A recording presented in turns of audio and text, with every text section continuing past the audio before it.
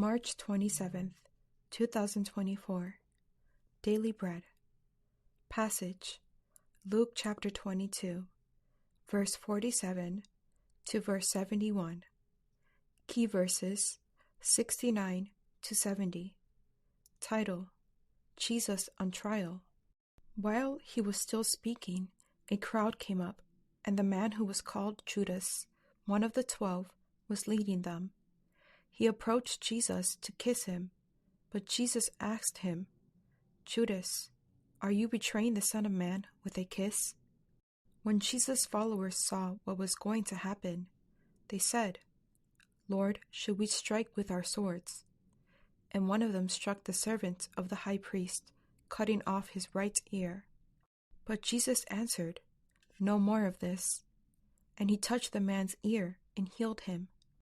Then Jesus said to the chief priests, the officers of the temple guard, and the elders who had come for him, "Am I leading a rebellion, that you have come with swords and clubs?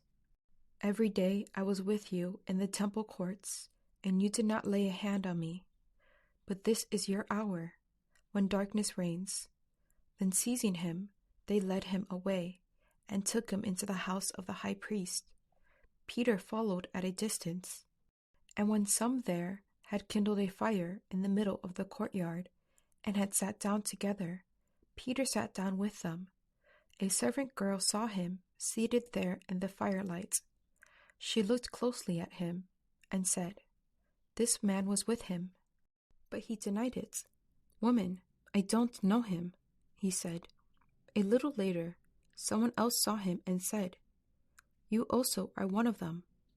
"Man, I am not," Peter replied. About an hour later, another asserted, "Certainly this fellow was with him, for he is a Galilean." Peter replied, "Man, I don't know what you're talking about." Just as he was speaking, the rooster crowed. The Lord turned and looked straight at Peter. Then Peter remembered the word the Lord had spoken to him.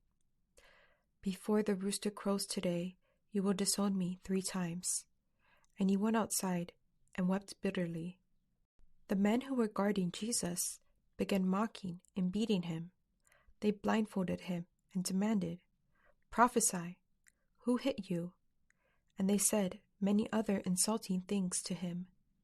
At daybreak, the council of the elders of the people, both the chief priests and the teachers of the law, met together, and Jesus was led before them.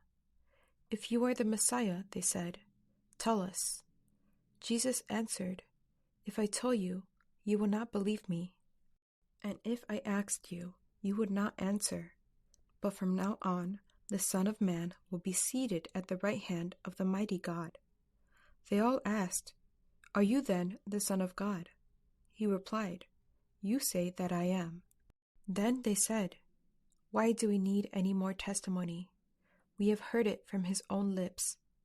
Daily Bread Message. Judas approached Jesus with a crowd of men to arrest him. The hour had come.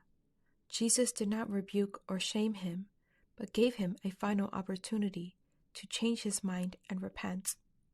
The disciples reacted to betrayal by drawing their swords, but Jesus responded differently. He showed God's way by not retaliating against his enemies.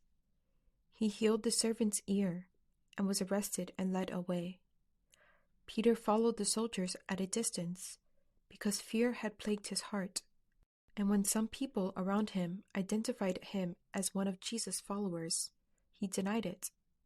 When he did so the 3rd time, the rooster crowed, and immediately Peter remembered Jesus' words. He broke down in tears in recognition of his sin and shortcomings. Moments of failure can be significant turning points in our lives to repent before God and to know our identities. We are sinners who need His grace more than our own human strength, ability, merit, or zeal. The following morning, Jesus was led to stand before the religious leaders. They knew in their hearts that Jesus was indeed from God, but their hearts were darkened as they were determined to kill him.